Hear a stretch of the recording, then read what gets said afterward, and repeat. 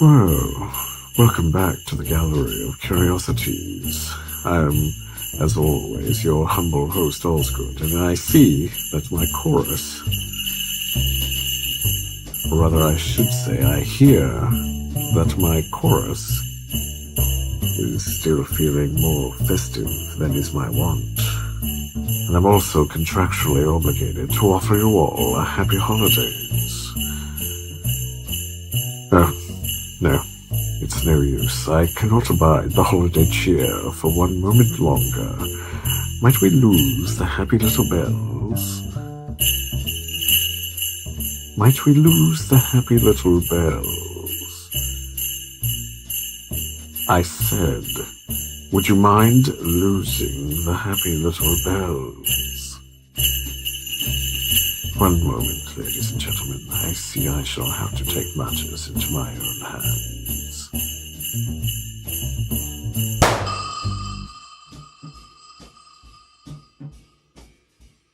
That's better. I fancy myself that I run the show around here, though sometimes I do wonder. This evening's story is... Oh, are you serious? I suppose there's nothing to do but go on with it. I can't find any other stories at this bleak moment. This evening's story is titled There Was a Nicholas Once, authored by Alexis Lantgen. And I can only hope that it is not written about a certain jolly old elf. Ms. Lantgen is a writer, 6th grade science teacher, and classical musician. Her stories have appeared in Phantaxis, Red Sun magazine, and she's also written nonfiction for Renaissance magazine. Alexis blogs at The Wise Serpent at blogspot.com and tweets as @TheWiseSerpent. She lives with her husband, her 4-year-old daughter, and their very patient cats in Carrollton, Texas. It will be read for us this evening by Miss Maria Rose. There Was a Nicholas Once, by Alexis Lantgen. This Nicholas had a full, well-kept beard and a splendid uniform, but when the people tried to reach him and beg for his help, his tin soldiers lined the bridges of the great city to keep them back. She stopped the story here, her lips trembling. I could see the rest of the story in the visions that clouded my eyes and made me see things that weren't there. There was a scuffle. The tin soldiers grew restless and frightened. The crowd didn't disperse, but pressed against the barricades. Clouds of steam rose from pleading mouths, some singing hymns and praise, others shouting, angry. Orders came down, and the tin soldiers fired their guns. The hymns turned to screams, and the river ran with blood that stained not St. Nicholas a deep red. Your father was there, my mother said, keening like a rusalka, lost in the bone-cracking cold. He carried a holy icon. When the shooting started, he sought sanctuary in a nearby church. The icon he'd carried was riddled with bullets and splattered with blood. He took it as a sign, Mother told me. He'd not had my gift of visions, but he knew a sign when he saw one, or at least he thought he did. He became red. My father had a black beard that he kept immaculately trimmed, even as his cheeks grew gaunt and sallow. He shined his boots every day. The day they came for him, he wore his old coat, the one that still had bullet holes and bloodstains from the war. He let me help him shine his boots. Since his hands shook so violently, he was afraid he'd smudge the job. When I was done, he clasped my hand in his, as though he had something important to tell me. But when he opened his mouth, and I saw his lips pull back into a death's grimace, the strips of blackened skin peeled off his face. In my hands, his fingers burned red hot, their skin cracked and bleeding. His mouth worked like a silent scream. Bile rose in my throat, and I felt faint, but then the vision fled. There he was, my ordinary father. Though his eyes were watery and bloodshot, his hands trembled. He patted me on the shoulder. "Go fetch some firewood," he said. I did not tell him about my vision, but he may have known his fate anyway. I threw my arms around his bony chest and hugged him close to me before I left. He smelled of wet wool and cigarettes, though he had not smoked in years. I did not see the men who took my father. The hill where the village boys gathered firewood was a long way from our building, which was likely the reason my father sent me there. He did not usually ask me to fetch the wood by myself, since the hill, which seemed quite ordinary to everyone else, was terrifying to me. That day it did not seem so bad, not at first. Ancient trees, which normally reminded me of wild crones and furtive creatures with long, sharp fingers, now looked like an ordinary forest. Dreary clouds hung overhead, and the world seemed as gray and desolate as a concrete bunker. I almost wished I could see them again, the gnarled wood-witchers and leshies of my visions, or perhaps my imagination. Instead, I gathered sticks and wood under winter-deadened trees, weighted down by heavy coats of frost. Branches groaned under layers of ice, then shuddered and cracked. The sound of them falling was muffled by the carpet of snow. The cracks made me think of gunshots. I imagined men pointing their guns at my father, while his hands floated helplessly around him. When they came for Nicholas, not the saint, he gave his daughters rich gifts to protect them. Girdles sewn with diamonds, strong enough to stop bullets. I heard soldiers laughing at him, a tall, gangly man, and pushing him off his bike, leering at his beautiful daughters. Did he know that all was lost forever? Or did he have some hope even then? Did my father know? Does anyone remember after the bullets shattered their skulls? Is there some soul or memory left, or are they as cold and dead as the winter trees? When I came home with the wood, the building was cold and dark, the windows as black as morning. I felt my way up the uneven staircase, the dull thud of my feet the only noise. I found Mother huddled on the bed. I couldn't see her, but I felt her face beneath my fingertips, chilled and wet with tears. There were no stories that night. The next morning, my mother had a gaping hole in her mouth where several of her teeth had been.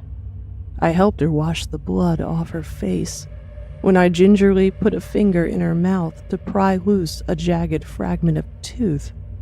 It was as though I felt along the edge of a great abyss, and I saw us falling, and my mother laughing madly, because if she stopped laughing, the screams would come, and then they would never stop. Nicholas had never known starvation. He and his family had eaten the finest, softest bread, the sweetest cakes, luscious fruits without a single flaw. His meat was so tender, it melted on his tongue, like the flakes of snow I catch in my mouth when I grow hungry. More than hungry. My mother's clothes hung from her skeletal frame, and though her bruises faded, her skin had a sickly pallor. My babushka, my grandmother, came to care for us. She made thin gruel with the last of the provisions we'd been rationed, and spooned it into my mother's broken mouth. "Go fetch more firewood," she said to me, "or we'll all freeze to death." The hill no longer frightened me. I felt at home among the dark and tangled things. I was wraith pale, my heart as black and gnarled as a wood witch's fingers. Hidden creatures moved and groaned within their favorite trees, the old things of the earth, half asleep under the snow. I laughed and danced on the crags of their ancient home, wild and mad. I no longer knew which, and when I grew so hungry I could no longer dance, I feasted on strips of frozen flesh. Dead mice I dug out of tree trunks. Dead birds frozen on branches. I brought the remains of a dead rabbit home. Babushka pursed her lips at the half-rotten meat, then threw it in the pot with the gruel. Soldiers came for Nicholas and his family. They posed together and told him they would take a family picture. When they announced the execution, he did not understand. "What?" he said. "What?" They shot him in the chest. Perhaps this was a kindness. He did not have to watch his children die. Nicholas the Bloody, red blood spreading across his chest.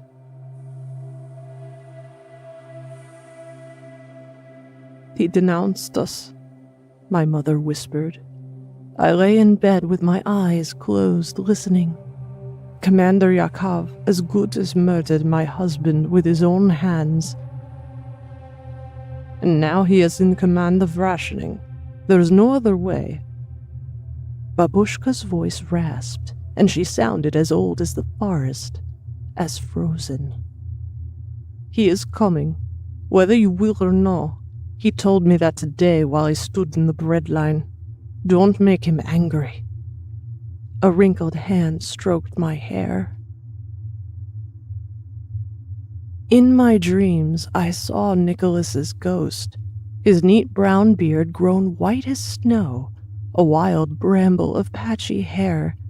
His eyes were filmy and red, and he howled like a cold wind through crooked branches, calling out for his lost children. When I got home from school the next day, Commander Yakov was visiting my mother. Babushka sat outside the apartment door. She grasped my wrist. "Don't go in yet," she said. "She'll let us know when it's time." "Get some firewood?" I asked. She nodded. "Your mother wouldn't want you here right now." I turned to leave, then stopped. Sounds came from behind the door, grunting, then a terrible mewling, like the sound of a cat being drowned. "Go," Grandmother hissed. In the woods, I saw Nicholas's 4 daughters, all beautiful in long white dresses, their skin as pale as fresh snow. They had survived the first bullets, protected by the diamond girdles their father gave them. They tried to flee. The youngest reached the door, and the soldiers hesitated to butcher such an innocent. They half-heartedly stabbed at her with their bayonets, which bounced off her diamonds. When I returned, my mother had bruises around her neck, shaped like a man's fingers. She was washing red stains off of our blankets, but when she saw me, she tried to smile. "Salt pork," she said. "Rye, barley, a few potatoes." She clamped a hand over her mouth, as though the thought of food made her ill. We ate in silence. My stomach writhed and heaved as though I'd swallowed worms. Nicholas's daughter did not escape. I wanted to believe she had, but the visions never lied. When the bayonets didn't work, the commander pulled out his pistol and shot each of the girls in the head, twice. I saw them singing to each other, holding hands in the woods. They danced in a circle, but each step left a puddle of blood, and their song was as sad and haunting as the nightingale's lament. Commander Yakov had a thick brown mustache, in imitation of our glorious leader, but beneath it, his teeth were yellowed and rotten. His breath stank like cheap vodka, and his skin was sallow and flabby. I first met him at our New Year's celebration, since we could not celebrate Christmas anymore. He brought butter and fruit compote. Babushka made blini. My mother sat beside him, her hands plucking at the loose threads of her dress. Her eyes were flat and blank and staring, like those of the dead. "Eat," he told her, handing her a blini stuffed so thick with preserved fruit it dripped red juice. "Surely you swallowed thicker things before." He laughed and clapped his hand on her knee. His fat yellowed fingers looked like worms feeding on her corpse. She stiffened at his touch, then opened her mouth and chewed mechanically. "And you, little comrade, are you going to ask dead Marats to bring you anything this year?" I tore my eyes away from where he was pinching my mother, leaving a trail of red-blue marks on her skin. "Dead Marats?" I asked. "The old man of winter. He is the kindly grandfather Frost and brings gifts to good children." He smirked at me, as if he was telling me a good joke I was too stupid to understand. No grandfather would ever bring me what I truly wanted. "I don't think so," I said, my voice quiet and creaky from lack of use. What? You don't want to properly celebrate the holiday, as decreed by our great leader?" He loomed over me, and his smirk made me shudder. My mother squirmed uncomfortably, swallowing a piece of blini. "Yakov," she whispered, "leave her be. She's too old for such things." "She'll soon be old enough for others, though," he said. He took off his belt and snapped it in his hands. My mother shuddered. "It's better she have a beating now than a bullet later, don't you think? You don't want her to end up like her father." He smiled at that and squeezed her breast with a pasty hand. She winced. Nicholas never beat his children. His son would have been too delicate to withstand such rough treatment. He had fragile skin that bloomed with bruises from the lightest touch, so his parents doted on him, protected him. But when I saw him in my visions, his face was grave with sorrow. He was 13 years old. Yakov dragged me into the snow behind the coal bins. He pushed me down over a coal bin and unzipped his pants. A cold, sinking feeling settled in the pit of my stomach, but he only took a piss on the coals near my head. The stink of his urine filled me with rage, but I didn't move. Even if I could kill him, what good would it do? They'd send me to the gulag. And maybe Mother, and Babushka too. My face and hands went numb with cold, and I let the chill numbness spread over the rest of my body. His blows didn't bother me, even when my blood spattered against the snow. I felt nothing. My mother found me out in the snow. She wrapped me in our blanket and pressed her lips to my cheek. I know you hate him, she whispered. Maybe you hate me too. That's fine. Hold on to your hate. Ball it up inside you and feed it every day. It will keep you alive. She carried me inside. Commander Yakov was gone, but he had forgotten to take the compote with him. My babushka made me a blini, soaked in butter and filled with red fruit. As I ate, the numbness wore off, and tears pricked my eyes. I wiped them away with the back of my fist. Then I gritted my teeth and compressed the pain into a squirming ball of hate in my guts. Nicholas was weak. He loved his children, but he could not save them. The mad monk, the wild man whose dark charisma made him seem demonic to his enemies, was the only one who helped Nicholas's son. Innocence was a lie, a trick adults played on children to keep them under control. Nicholas's children were good children who had died in the wars their elders waged, good children who'd waited, patient and silent, while the lives they'd been promised melted away like last winter's snows. I would not be good. I would turn away from the sad lost ghosts that had haunted me so long. What could Nicholas offer me when he let his own daughters die? I honed my hate until it was as sharp as a headman's axe.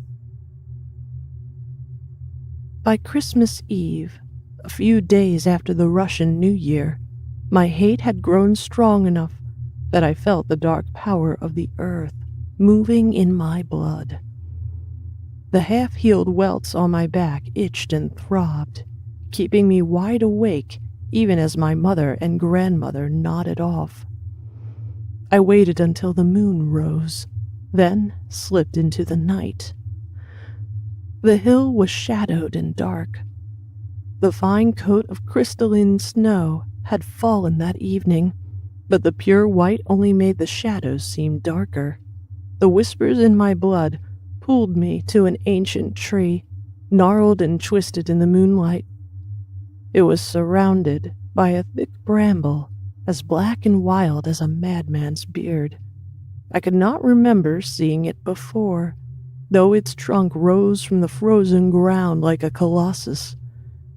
Fear curdled in my belly, but I clenched my hands into fists and came closer.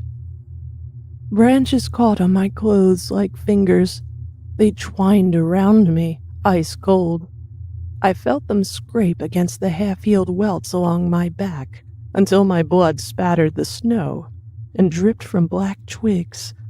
I made a guttural sound and fought the urge to pull away. "Help me," I said, my voice low and hoarse. Hate throbbed in my veins. The branches loosened, but kept me caught in their grasp. Thick limbs curled away from the ancient tree's trunk like goat horns, and I heard a voice in my head, as cold and ancient as the frozen earth. It spoke a language that tickled my memory like a half-forgotten dream, but I understood its question well enough. "Death," I said, "for the commander of the garrison, Yakov." Bramble tendrils licked at the blood on my back, gentle now, but I shivered all the same. The voice spoke again, like cracking ice and groaning wood. "Anything," I said, "whatever you want." I did not hear its voice so much as feel its desire, deep and old and hungry, and only the sharp edge of my hate kept me from quaking in fear. "Can you protect my mother?" I asked. "Will you make him suffer?" The ground rumbled and shook, as though with cold laughter. It let me go, and though my knees wobbled, I did not fall. I knelt before the tree. Cold air bit my skin with 1,000 pinpricks, but I took off my jacket, offering my blood to the hungry branches. I scratched my palm against a sharp root then pressed the quivering, bleeding flesh to the black bark. My lips formed a sacred oath. I felt the branches entwining me even before I was done. A gap opened in the trunk, a split I had not seen before, and it swallowed me whole, stuffing me into the cold earth like meat in a sack. The gap in the tree closed after me, and I was alone in the dark, except for my visions. I saw Commander Yakov stumbling home, drunk. He hummed the revolutionary anthem to himself and leaned against a tree. Then, though there was no wind, and the tree seemed young and healthy, it gave a sickening lurch. The commander looked up, dazed. Perhaps if he had been sober, he might have escaped in time, but he was not. He scrambled backwards and tripped, and the tree fell on top of him with a satisfying crunch. He screamed for help and pushed helplessly against the weight that pinned him down. He struggled. I watched as his cries grew weaker, as soft sobs became desperate mewling, as trails of blood spread through the snow. When at last his eyes closed and his breath grew still, I opened my eyes again. It was not dark any longer, or else my eyes had adjusted to lack of light, and I had changed. Green tendrils sprouted from my fingertips like crocus buds pushing up through the snow in spring. My skin had hardened into a tough gray bark. I stroked the wood of my prison, and the tree opened for me. But when I stepped into the dawn, my feet rooted themselves to the forest floor. It's not so bad. Not really. Lost children come here and play near my roots. Nicholas's daughters come to visit me too, dancing in circles, their laughter like the cries of birds. I saw my mother once. She came to the forest and called my name over and over. When she grew tired, she sat down beneath my branches and buried her head in her hands. I tried to speak to her, but my voice was the rustle of leaves in the breeze. She looked up, puzzled, then shook her head. I have not seen her since. I have not seen Nicholas either, nor the elder tree with its dark power. When the icicles melted and fresh leaves sprouted from the dark branches, the elder tree's strength waned. But winter will return again, and when it does, I will ask the ancient tree to teach me the magic of wild things. Then I will step out of my tree on moonless nights and frolic under the light of the stars. And when lost children cry beneath my branches, I'll help them as the tree helped me.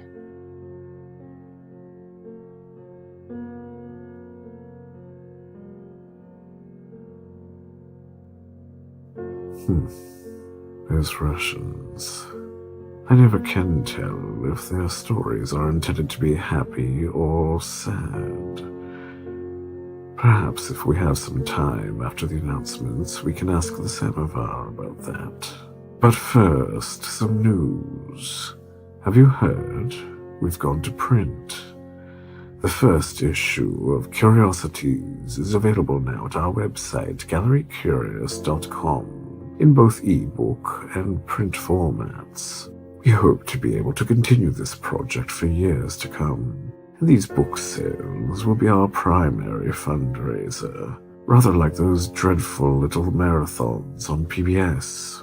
So, if you would like to help keep the lights on here at the gallery, do treat yourself to a book today. And if you would like to become a patron of the gallery, we do have a Patreon page, where you can have early access to stories we are working on, art previews, and, of course, the outtakes. I would keep the candles lit, but everything here is quite flammable.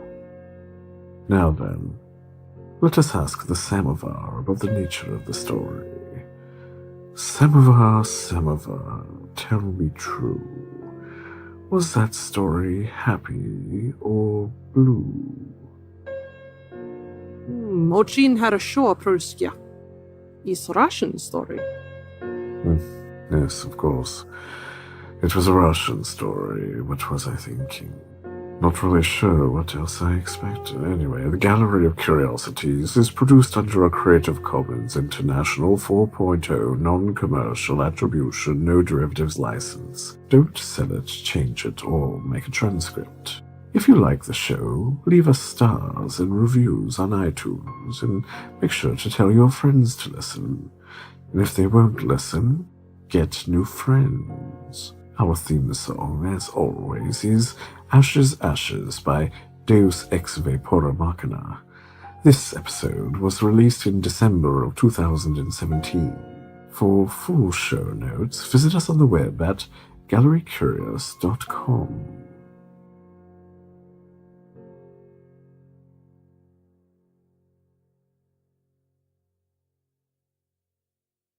What? You've never heard of a talking samovar before? Try filling it with rum and butter instead of tea and water. They become quite chatty.